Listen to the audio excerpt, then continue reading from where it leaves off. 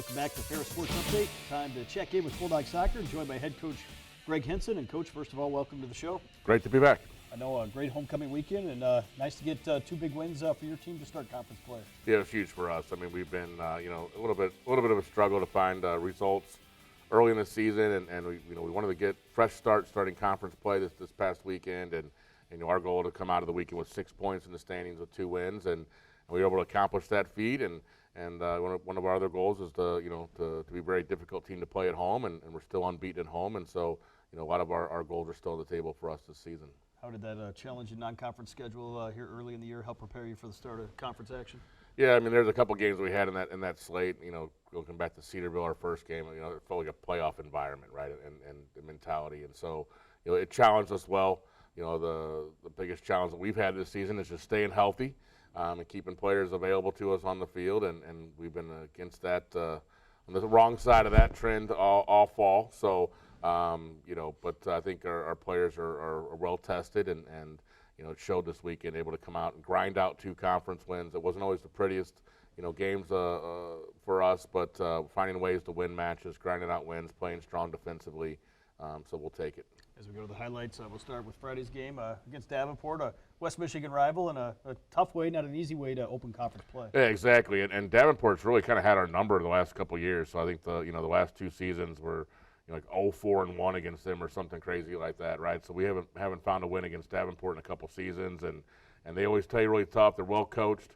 They're coached to play hard and be gritty, and kind of similar game plans for these 2 matches. So these 2 teams matched up here, and so we wanted to come out on the front foot and did that, got an early goal, and we were able to kind of set the tone there. And then from the rest of the way out, it was just managing the game, playing really good, strong defensively, and looking to find the next goal and kind of make it easy on ourselves. Unfortunately, the theme of this weekend was 1-0 wins and a little bit of a nervous energy there. But we're really proud of the players' efforts in this game on Friday. I know you mentioned some of the injuries, but you've had some other kids step up and play maybe more valuable roles than you would have expected here early in the year. 100%. I mean, we're 6 games into the season, and we haven't started back-to-back starting lineups the same. I don't believe. So we've had a lot of players that have stepped up, and we challenge our younger players and even our reserves, regardless of their experience level. We tell them, hey, when you get your opportunity, seize it, take it, and walk through that door and slam it shut behind you. We've had a few players that have done that and really had great weekends. Grace Sampson's one, our senior transfer from Oakland, and she got her first minutes against Walsh and started both games this weekend. Got the game-winning goal here against Davenport. So, Avery Sikorsky's another one. She's a veteran for us. She's been around for a long time. Hasn't played a ton of minutes in the fall, but was able to step into the starting lineup due to some injuries, opportunities that created opportunities for her, and stepped into our back line this weekend and played all 180 minutes. And so we can't be more proud of what Avery's brought to the table and those players. So. Obviously, you got a 1-0 win and a great way to start the weekend. Sunday, you celebrated Senior Day, a chance to honor your seniors here early in the year, and able to do so, and got another big win over Purdue Northwest. Yeah, another really up-and-coming team. We talked about it before we started the program here. They're a team that a few years ago it was, how many goals are we going to win by? And their current coaching staff has done a great job with them. They're so competitive. They're a very tough team. We were able to find the win on Sunday, but that's their first loss on the year. Last year we gave them their first loss on the season, and they're definitely becoming a tough out. So we know we're going to have all we can handle when we go back and play them for the return match, later in the year. But again, same kind of message, same opportunities for us. Came out, got an early goal, went up 1-0. Again, would have liked to have seen us get another one, but I thought, especially in the second half, we really controlled play.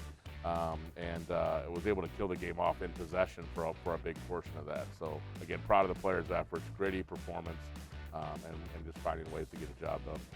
Got the early goal in both games, this one from Catherine Welch here in this one. And how much confidence does that give your kids knowing you got a veteran back end and certainly very strong defensively?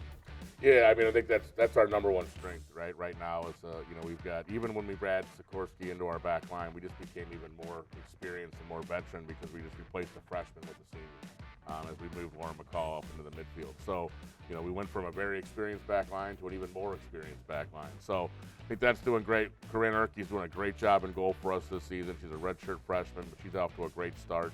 And her confidence is just growing game in and game out. And so we look for big things from her down the line. And And now we just got to get the goal scoring going a little bit more, and getting Welchie second on the season is huge because she's definitely a streaky scorer. So we hope this is the start to a long streak that'll last a while.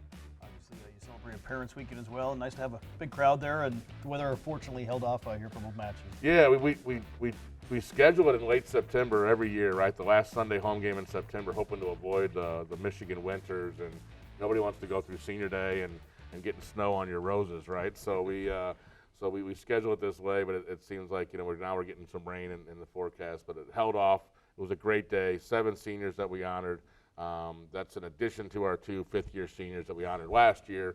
So technically 9 seniors on the roster, and a great time to celebrate them. Parents Week afterwards, had a great meal with the team, and just a time for everybody to get together away from the field a little bit. And it's always a great weekend for us. This year it coincided with homecoming, so there's even more people here.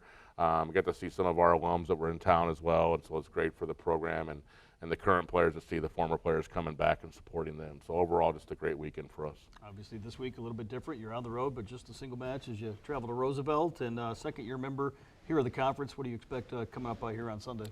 Yeah, they've got some transfers in. They did well in the transfer portal this offseason. They're definitely an improved team, and so their record might not show it. I mean, it actually does because they've won their first 2 games at Division II level this year. But they're going to be tough, and it's the most important game of the season for us on Sunday. So we got to get a win at Roosevelt and continue to climb our way back into the standings that we want to be at. You know, right now we're technically at the top, but it's so early, doesn't matter. We want to make sure we're getting the points that we need. So go on the road, get 3 points this weekend is huge for us.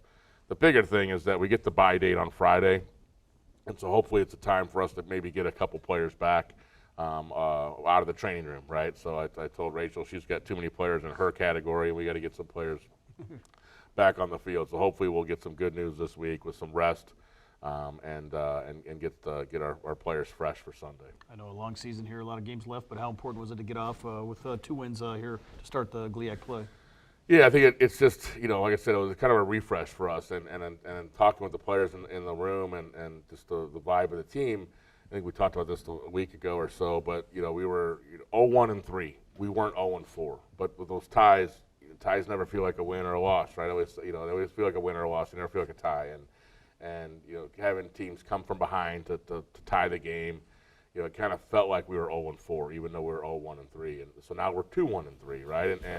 And you got to remember some of the bright spots, you know. So I think it's huge for us. The momentum's there.